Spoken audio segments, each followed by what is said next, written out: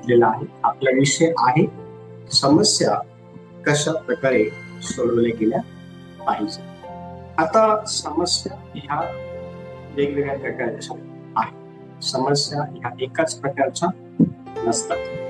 पण ज्या वेळेला समस्या ह्या उद्भवतात किंवा ज्या वेळेला समस्याचा सामना आपल्याला होतो त्यावेळेला त्या समस्या आपल्या जीवनामध्ये मोठ्या प्रमाणामध्ये कोणत्या ना कोणत्या भागामध्ये नुकसान जे आहे ते करत असतात. आणि जर त्या समस्यांना व्यवस्थितपणे जर सोडवलं गेलं तर नुकसान जे आहे त्या ठिकाणी होण्याची काही शक्यता आहे ती त्या ठिकाणी आपल्याला टाळता येते, नुकसान होत नाही. पण जास्तीत जास्त समस्या ह्या सोडवल्या जाण्याऐवजी त्या समस्यांना घेऊन आणखी मोठ्या प्रमाणामध्ये त्रासामध्ये लोक गेलेले आपल्याला पाहिले भेटतात. आणि समस्या ह्या व्यवस्थितपणे न सोडवल्या असल्या कारणामुळं समस्येच्या माध्यमातून अनेक दुष्परिणाम जे आहे हे त्या लोकांना आपण पाहतो त्यांच्या जीवनामध्ये झालेले आपल्याला पाहायला मिळतात. आता आपण शिकणार आहोत की समस्या ह्या कशा प्रकारे सोडवल्या गेल्या पाहिजे. आपल्या जीवनामध्ये अनेक समस्या आहेत, पण त्या समस्या आपल्यावरती हावी होऊ नये म्हणून आपण समस्या सोडवण्यावर बनवून गरजेचं. मग पहिली गोष्ट समस्या सोडवण्यासाठी आपण काय केलं पाहिजे तर पहिली गोष्ट आहे समस्यांमध्ये प्रथम देवाकडे आपण प्रार्थना केली पाहिजे. पहिला मुद्दा आहे, पहिला मुद्दा लिहून घ्या. समस्यामध्ये प्रथम देवाकडे प्रार्थना करा. आता जेव्हा समस्या उद्भवतात तर त्या समस्यांमधून बाहेर निघण्याकरता आपण कोणती गोष्ट केली पाहिजे तर सर्वात प्रथम आपण परमेश्वर देवाकडे प्रार्थना केली पाहिजे. आणि ज्या वेळेला आपण प्रार्थना करतो त्या वेळेला देव आपल्याला त्या समस्येतून बाहेर काढण्याकरता योग्य तो मार्ग जे आहे आपल्याला दाखवत असतो किंवा योग्य त्या गोष्टी देव आपल्याला सांगण्यात शिकवत असतो. पण ह्या सर्व गोष्टी केव्हा होतात जेव्हा आपण प्रार्थनेद्वारे देवाकडे जे आहे आपल्या समस्या घेऊन जातो. आणि हा मुद्दा समजण्याकरता आपण फिलिप्पियरांचे पत्र 4 अध्याय आणि 4:6 ते 7 वचन आपण वाचलं पाहिजे. आणि त्या ठिकाणी संत पौल हा फिलिप्पियच्या मंडळीला आत्म्याच्या प्रेरणेने काही महत्वाच्या गोष्टी ज्या आहे सांगताना दिसून येतो ज्या समस्या सोडवण्यासाठी लिहिल्या गेलेल्या आहेत. बघा तिथे काय लिहिलं फिलिप्पी 4 अध्याय 6 आणि 7 वचन. तशा क्रांत होऊ नका तर सर्व गोष्टींविषयी प्रार्थना व विनंती करून आभार प्रदर्शनासह आपली मागणी देवाला करवा. म्हणजे सर्व बुद्धी सामर्थ्याच्या पलीकडे असलेली देवाने दिलेली शांती तुमची अंतःकरणे व तुमचे विचार ख्रिस्त येशूच्या ठायी राहील. Very good. आता बघा ह्या ठिकाणी अतिशय स्पष्टपणे हे सांगण्यात आलं आहे की जेव्हा आपण समस्यांचा सामना करतो त्यावेळेला त्या समस्या आपल्या जीवनामध्ये वेगवेगळ्या प्रकारचे जे काही दुष्परिणाम आहेत ते घेऊन येत असतात. आणि त्यातला एक दुष्परिणाम जर काय आहे तर तो आहे चिंता. आता अनेक वेळा चिंता करून आपण आपलं जे जीवन आहे त्या समस्येमुळं मोठ्या प्रमाणामध्ये क्षतिग्रस्त जे आहे ते असतात. आणि समस्या ह्या जेव्हा एखाद्या व्यक्तीच्या जीवनामध्ये येतात त्यावेळेला त्या समस्येतून त्या व्यक्तीने बाहेर निघावं या अनुषंगाने त्यांनी काय केलं पाहिजे तर ते आहे सर्वात प्रथम देवाच्या बद्दल प्रार्थना करणं गरजेचं आहे.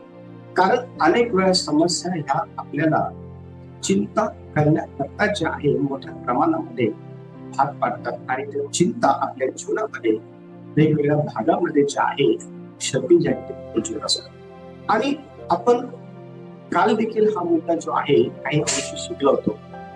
चिंता करून जे आहे कोणीही आपल्या आयुष्याची जी दोरी आहे ती हातभर लागू शकते. ज्या वेळेला आपण मत्तयाचं पुस्तक 5वा अध्याय काढलं, मत्तयाचं पुस्तक 5वा अध्याय आणि मत्तयाच्या पुस्तकाच्या 5व्या अध्यायातून आपण हे पाहिलं होतं की कशा प्रकारे प्रभू येशू ख्रिस्त वचन 27 मध्ये 6वा अध्याय वचन 27 मग ते 6 आणि वचन 27.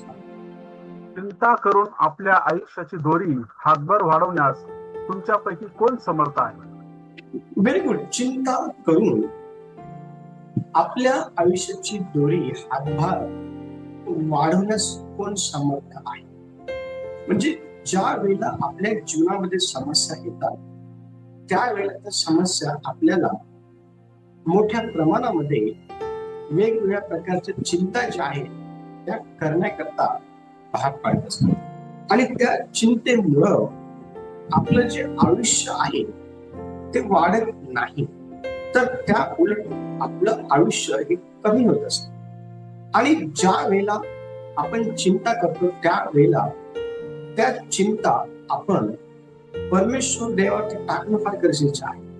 कारण फिलिप्पी येथील मंडळीला संत पौल हे पत्र लिहित असताना त्याने आत्म्याच्या प्रेरणेने त्यांना हे सांगितलं की कशाविषयी चिंता करू नये.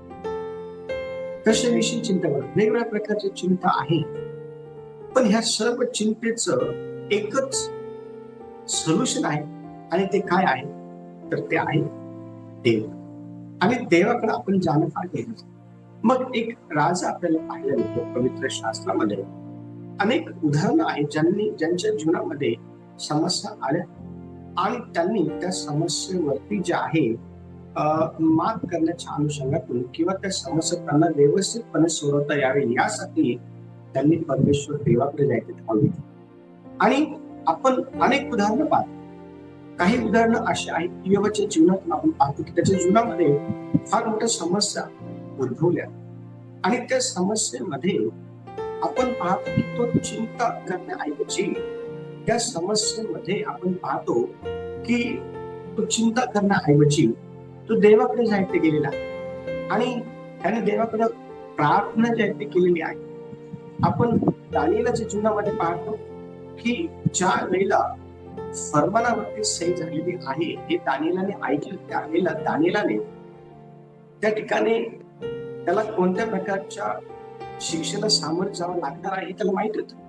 पण त्या समस्येला त्या ठिकाणी त्याला माहिती झालेलं असताना देखील तो घाबरला नाही, त्याने चिंता केली नाही. आता माझं काय होईल या विषयीची विचार त्याच्या मनामध्ये त्याने आणले नाही.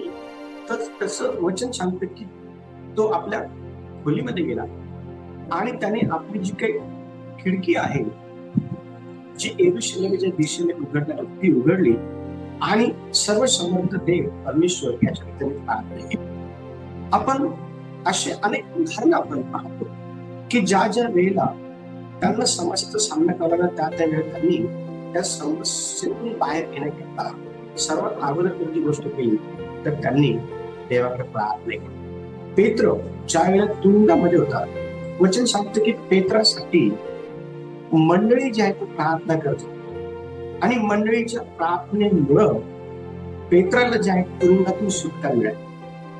आपण पाहतो की पाऊल आणि शिलास हे तुरुंगामध्ये असताना त्या ठिकाणी तुरुंगात असणं हे त्यांच्याकरता फार मोठा एक समस्या होती आणि त्या समस्येमध्ये त्यांनी कुठल्याही प्रकारची चिंता केली नाही. त्या समस्येमध्ये त्यांनी कुठल्याही प्रकारे चिंता केली नाही, तर त्यांनी सर्व समर्थ देवाची जी काही आराधना आहे स्तुती आहे त्या ठिकाणी त्यांनी करायला सुरुवात केली. आणि बघा ते देवाकडे स्तुती आराधना करण्यासाठी गेलेले असताना वचन सांगतं भूकंप झाला आणि त्यांना ज्या बेड्यांनी ना साखर गांडाने त्यांना जे आहे ते बांधून ठेवत होते ते तुटले. लक्ष द्या, तिथून त्यांची सुटका झाली. आपण काय समजून घेत आहोत या विषयातून की आपल्या जीवनामध्ये ज्या वेळेला समस्या आहे, अनेक समस्या आहेत. तुमच्या पारिवारिक समस्या असू शकतात, लेकरांच्या शैक्षणिक क्षेत्राच्या समस्या असू शकतात, लेकरांच्या कामाच्या समस्या असू शकतात, कामासंदर्भाच्या समस्या असू शकतात, तब्येती संदर्भाच्या समस्या असू शकतात, कर्ज कसं करायचं या संबंधाचं समस्या असू शकतात, घर नाही तर घर घेण्यासंदर्भाची समस्या असू शकतात, तरुण लेकर झालेले आहेत त्यांचे लग्न होण्यासंदर्भात समस्या, अनेक समस्या आहेत. पण ह्या सर्व समस्येतून बाहेर निघण्याकरता आपण काय केलं पाहिजे? लेकरं नाही त्या समस्या आहे, म्हणजे अनेक समस्या. मग ह्या समस्येतून बाहेर निघण्याकरता आपण काय करू शकतो? तर वचन सांगते की कशाविषयी चिंता न करता, कशाविषयी काळजी न करता आपण देवाकडे प्रार्थना करायला गेलं पाहिजे.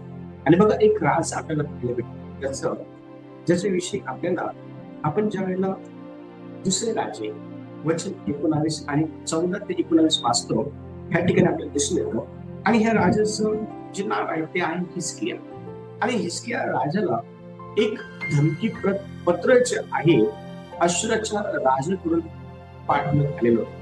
आणि ज्या वेळेला हे धमकी पत्र हिजकिया राजाला मिळालं त्यावेळेला त्या ठिकाणी त्या गोष्टींना घेऊन चिंता करण्याऐवजी तो सरळ सरळ परमेश्वर देवाकडे गेला आणि त्याने परमेश्वर देवाकडे त्या समस्येमध्ये जे आहे त्या समस्येतून बाहेर निघण्यासाठी प्रार्थना केली. बघा वचन काय सांगत आहे दुसरे राजे 19 आणि 14 ते 19. हिजकियाने जासुदांच्या हातून हे पत्र घेऊन वाचले. मग हिजकिया परमेश्वराच्या मंदिरात गेला आणि ते त्याने परमेश्वरापुढे उघडून ठेवले. हिजकियाने परमेश्वराची प्रार्थना केली की हे परमेश्वरा, इस्रायलच्या देवा, करूबारूढ असलेला देवा, तूच काय तो पृथ्वीवरील सर्व राज्यांचा देव आहेस. तूच आकाश व पृथ्वी निर्माण केली.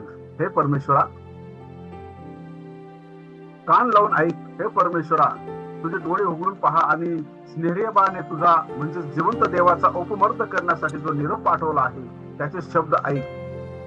हे परमेश्वरा, खरोखर ऐश्वराच्या राजांनी सर्व राष्ट्रे व त्यांच्या जमिनी ओसाड केल्या आहेत. त्यांचे देव त्यांनी अग्नीत टाकले आहेत. कारण ते देव नव्हते, ते माणसांच्या हातांनी घडलेले काष्ट व पाषाण होते, म्हणून त्यांनी त्यांचा नाश केला. आता परमेश्वरा, आमचा देवा, त्यांच्या हातून आम्हाला सोडव, म्हणजे पृथ्वीवरील सर्व राष्ट्रे जाणतील की तूच काय तो परमेश्वर देव आहे. Very good. बघा ह्या ठिकाणी हिजकिया राजाला जे आहे धमकी पत्र जे आहे अश्शूरच्या राजाकडून प्राप्त झाले. आणि आता ही जी काही धमकी आहे ह्या धमकीमध्ये कुठल्याही प्रकारे चिंता करताना आपल्याला हिजकिया राजाच्या दिसून येत नाही. त्याने काय केलं तर वचन 14च्या ब भागामध्ये असं म्हटलेलं आहे की हिजकिया परमेश्वराच्या मंदिरामध्ये गेला आणि त्याने परमेश्वरापुढे उघड पडून परमेश्वर देवाकडे प्रार्थना केली. आणि त्याची प्रार्थना काय आहे तो वचन 19 मध्ये म्हणत आहे की आता हे परमेश्वरा, आमच्या देवा, त्याच्या हातून आम्हाला सोडव, म्हणजे पृथ्वीवरील सर्व राष्ट्र जाणतील की तूच काय तो परमेश्वर देव आहे. समस्येतून जर आपल्याला बाहेर निघायचं आहे तर आपल्याला त्या समस्येतून बाहेर निघण्याकरता काय करावं लागेल तर वचन सांगते की देवाकडे आपल्याला जावं लागेल प्रार्थना करण्यासाठी. चिंता करत जर बसलो तर आपण चिंता करून आपल्या आयुष्याची दोरी जी आहे ती हातात बांधू शकत नाही, पण आपण आपलं आयुष्य हे चिंता करून कमी करून घेऊ शकतो. म्हणून तर वचन अतिशय स्पष्टपणे आपल्याला हे सांगतं की आकाशात उडणाऱ्या पाखरांकडे पहा. ते प्रतिदिवशी त्यांच्या समस्येला घेऊन परमेश्वर देवाकडे जे आहे ते प्रार्थना करतात. परमेश्वर देव जो आहे त्यांची काळजी घेतो. प्रतिदिवसाचं अन्न परमेश्वर देव त्यांना काय करतो नाही का, त्यांना पुरवतो. वचन सांगते की अरे आळशा, मुंगीकडे जा, तुझं वर्तन पाहून शहाणा लक्ष द्या. मला तुम्हाला हे सांगायचं आहे, हे शिकवायचं आहे की परमेश्वर देव हा आपल्याला हे शिकवतो, हे सांगतो की आपण ह्या दिवसांमध्ये आपल्या समस्यांना घेऊन चिंता करू नये. आपण आपल्या समस्यांना घेऊन कुठल्याही प्रकारे त्या आणखी वाढतील या अनुषंगातून आपण चिंता करू नये. तर परमेश्वर देवाकडे आपण गेलो. हा जो राजा आहे ह्याने परमेश्वर देवाकडे गुहार केली, परमेश्वर देवाकडे प्रार्थना केली आणि पहा परमेश्वर देवाने त्या समस्येतून त्या राजाला त्याच्या प्रजेसह जायचं. जर आपल्या लेकरांच्या जीवनामध्ये समस्या आहे, आपल्या वैयक्तिक जीवनामध्ये समस्या आहे, आपल्या परिवारातील एखाद्या सदस्याच्या जीवनामध्ये समस्या, कोणती का समस्या असेल, त्या समस्येमध्ये आपण काय करायला पाहिजे तर आपण देवाची प्रार्थना केली पाहिजे. आपण चिंता करू नये. देवाचं वचन सांगतं कशाविषयी चिंता करू नका. तर प्रत्येक गोष्ट ही देवाला काय केली पाहिजे, आपण सांगितली पाहिजे. आणि प्रभूने देखील आपल्याला सांगितलेलं आहे. ज्या वेळेला आपण मत्तयाचे पुस्तक 6वा अध्याय आपण वाचतो, त्या ठिकाणी मत्तयाच्या पुस्तकाच्या 6व्या अध्यायामध्ये आपण वचन वाचलं. कोणीतरी मला वचन 11 वाचलं, वचन 11. तुमची रोजची भाकर आज आम्हाला दे. आमची रोजची भाकर आज आम्हाला दे. काय खावं, काय प्यावं, काय पांघरावं, ही आपली चिंता आहे, ही आपली समस्या. लक्ष द्या, आपण काय केलं पाहिजे? ह्या प्रार्थनेतून काय आपल्याला शिकवत आहे? देव आपल्याला काय सांगितलं? आपण प्रभूकडे प्रार्थना केली पाहिजे. हा जो राजा आहे, ह्या राजाने प्रभूकडे प्रार्थना केली, त्याच्या समस्येला घेऊन. आणि वचन सांगतं की देवाने त्याची प्रार्थना ऐकली आणि त्याला त्याच्या समस्या बाहेर काढली. दुसरा मुद्दा क्रमांक 2 लिहा. मुद्दा क्रमांक 2, समस्यावर कशा प्रकारे समस्या सोडवल्या पाहिजे या विषयातला मुद्दा क्रमांक 2 लिहा. देवाचं ज्ञान आणि मार्गदर्शन मागा समस्या सोडवण्याकरता. तुम्हाला तुमच्या समस्या ह्या सोडवता याव्या यासाठी देवाकडे ज्ञान आणि मार्गदर्शन मागा. जर तुमच्याकडे ज्ञान आहे आणि तुमच्याकडे योग्य ते मार्गदर्शन आहे, तर त्याच्या साहाय्याने तुम्हाला तुमच्या जीवनातल्या समस्या ज्या आहेत त्या सोडवता येऊ शकतात. पण जर ज्ञान नाही, पण जर व्यवस्थित मार्गदर्शन नाहीये समस्येतून बाहेर येण्याचं, तर त्या समस्या आपल्यावर हाती होऊ शकतात आणि त्या समस्येमुळे आपलं अनेक भागांवरती दुष्परिणाम ज्या होऊ शकतात, आपल्या अनेक भागांवर. पण त्या होऊ नये, ते दुष्परिणाम होऊ नये म्हणून आपण काय केलं पाहिजे? तर आपण देवाकडं योग्य ज्ञान मागितलं पाहिजे, देवाकडे मार्गदर्शन मागितलं पाहिजे. आणि बघा, ज्यावेळेला आपण याकोबाचं पत्र 1 अध्याय आणि वचन 5 आपण वाचतो, तर आत्म्याच्या प्रेरणेने अतिशय स्पष्टपणे त्या ठिकाणी याकोब हा समस्या सोडवण्यासंदर्भात काही गोष्टी आपल्याला शिकवताना दिसत. याकोबाचं पत्र 1 अध्याय आणि वचन 5 वचन 5. जर तुमच्यापैकी कोणी ज्ञानाने उन्हा असेल तर त्याने ते देवाजवळ मागावे, म्हणजे ते त्याला मिळेल, कारण तो कोणास दोष न लावता सर्वांना उदारपणे देणग्या देतात. Very good. जर कोणी ज्ञानाने उन्हा असेल, ज्ञान कशाला पाहिजे आहे? ज्ञान हे आपल्याला आपल्या समस्या आपल्याला सोडवता याव्या म्हणून पाहिजे आहे. लक्षात द्या. आणि याकोब या ठिकाणी अतिशय स्पष्टपणे आपल्याला हे सांगत आहे की जर कोणी ज्ञानाने उन्हा असेल तर त्याने परमेश्वर देवाकडे जे आहे ते मागवणे त्याला ते मिळेल. आपल्या जीवनामध्ये आपण अनेक समस्याशी जे आहे ते झुंज करत असतो. काही समस्या लहान आहे, काही समस्या मोठ्या आहेत, काही समस्या आटोक्यातल्या आहेत, काही समस्या आटोक्याच्या बाहेरच्या आहेत.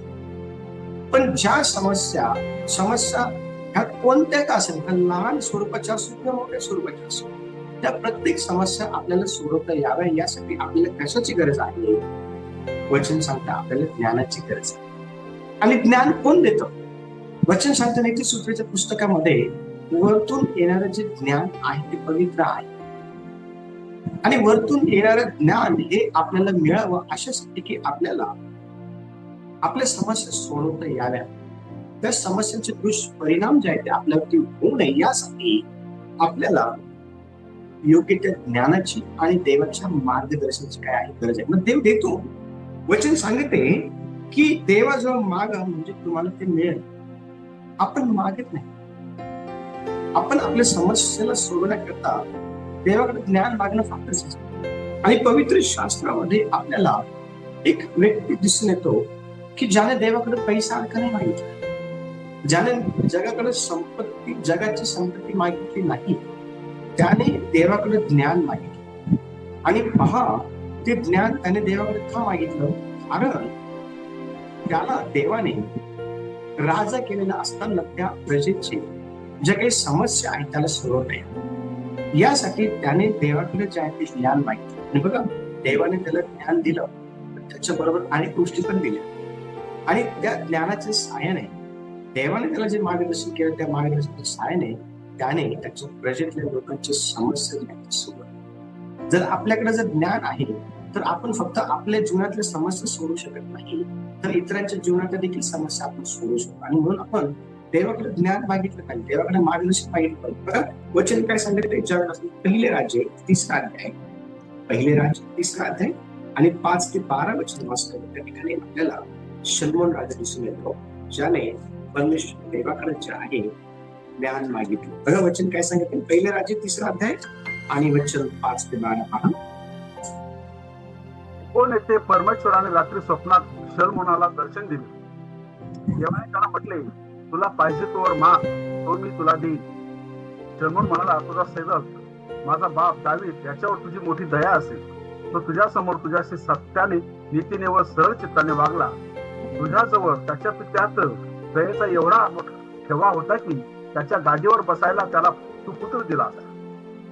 वस्तुस्थिती ही अशीच आहे. आता हे माझ्या देवा परमेश्वरा, तू आपल्या सेवकाला माझा बाप दावीद याच्या जागी राजा केले आहे, पण मी तर केवळ लहान मूल आहे. चालत चलवणूक कशी ठेवावी हे मला कळत नाही. तसेच तू निवडलेल्या लोकांमध्ये तुझा सेवक राहत आहे, त्या लोकांचा एवढा समुदाय आहे की ते असंख्य व अगणित आहेत. यास्तव आपल्या सेवकाला तुझ्या लोकांचा न्याय करण्यासाठी सावधान चित्त दे, म्हणजे मला बऱ्या वाईटाचा विवेक करता येईल. एवढ्या मोठ्या प्रजेचा न्याय करण्यास कोण समर्थ आहे. शलोमोनाने हा वर मागितला म्हणून त्याच्या या भाषणाने प्रभू त्याच्यावर प्रसन्न झाला. देव त्याला म्हणाला, तू असला वर मागितलास, दीर्घायुष्य, धन, आपल्या शत्रूचा नाश यापैकी काही न मागता तू न्याय करण्याची विवेक बुद्धी मागितलीस.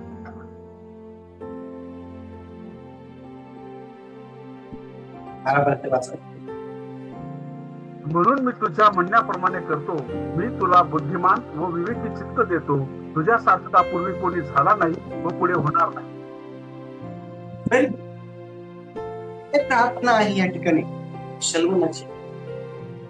शलोमोन लहान आहे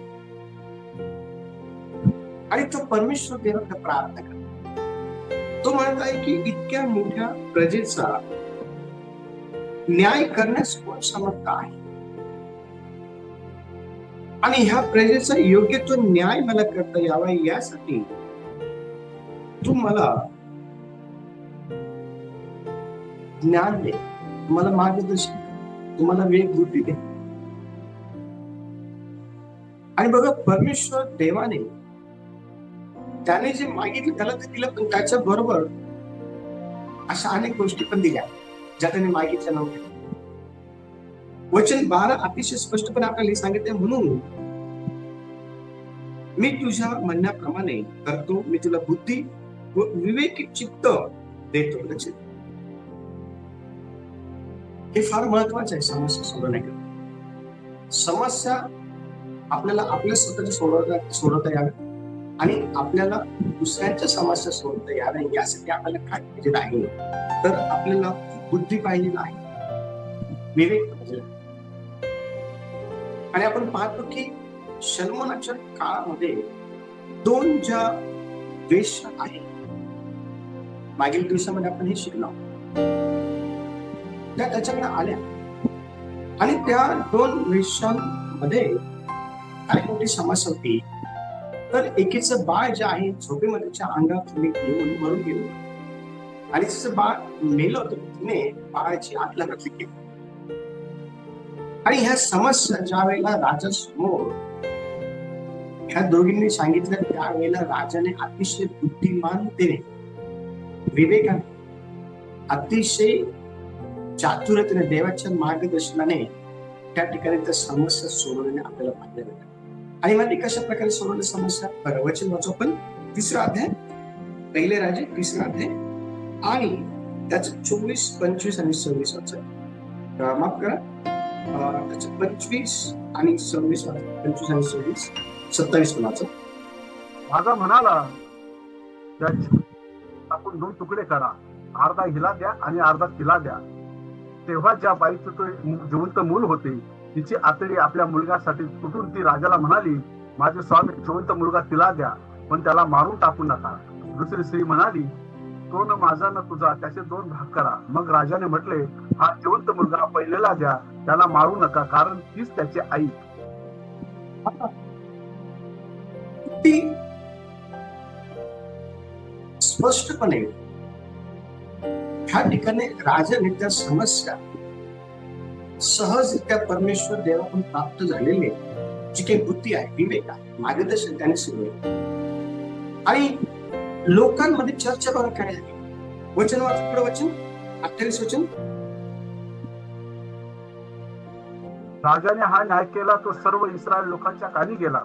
तेव्हा त्यांच्या ठाई राजाविषयी पूज्य बुद्धी उत्पन्न झाली, कारण न्याय निवाडा करण्याचे दैवी ज्ञान त्याच्या ठाई आहे हे त्यांना दिसून आले. हो, न्याय करण्याचे दैवी ज्ञान हे सल्मोनाच्या ठाई आहे हे इस्रायल लोकांना दिसून आले. जर आपल्या जीवनामध्ये समस्या आहे, आपल्या जीवनामध्ये समस्या आहे, मग त्या लहान असू शकतात, मग त्या मोठ्या असू शकतात, त्या आटोक्यात येणाऱ्या असू शकतात किंवा आटोक्याच्या बाहेर असू शकतात. समस्या किती का मोठ्या असू द्या, पण त्या सोडवण्याची बुद्धी जर देवाने आपल्याला दिलेली आहे, ते सोडवण्यासाठी जर देवाने आपल्याला विवेक दिलेला आहे, तर आपण अतिशय सहजरित्या त्या समस्या सोडू शकतो. अतिशय सहजरित्या त्या समस्याच्या आपण काय करू शकतो, सोडू शकतो. आणि समस्या आपल्याला सोडवता याव्या यासाठी आपण काय केलं पाहिजे, तर आपण देवाकडं योग्य ते मार्गदर्शन ज्ञान मागितलं पाहिजे. आणि ही गोष्ट आपल्याला सांगताना शिकवताना याको आपल्या पत्रातून जे आहे, पहिला 5 वर्षांनी सांगतो, जो कोणी ज्ञानाने गुण असेल त्याने परमेश्वर ते आपण मागलं म्हणजे तो त्याला दिला. आपल्या जीवनामध्ये आपण या दिवसामध्ये पाहिलं की आपण कोणत्या समस्यांबरोबर युद्ध करता. काही समस्या आत्मिक असतील, काही समस्या दैहिक असतील, पण ह्या दोन्ही समस्यांवरती आपल्याला जे आहे विजय मिळावा, ह्या आपल्याला सोडवता यावं यासाठी आपण देवाकडे काय केलं पाहिजे. पहिली गोष्ट, आपण देवाकडे समस्या आपल्याला सोडवता यावं यासाठी प्रार्थना केली पाहिजे. दुसरी गोष्ट, समस्या आपल्याला सोडवता यावं यासाठी आपण देवाकडे ज्ञान मागितलं पाहिजे, देवाकडे आपण विवेक बुद्धी मागितली पाहिजे. आणि मग आपल्याला सहजरित्या आपल्या समस्या ज्या आहेत सोडवता येईल आणि इतरांच्या काही समस्या आपल्याला काय करतील, सोडवते. तेव्हा वचनाच्या आशीर्वाद यावेळेला आपण डोळे बंद करूया. आपण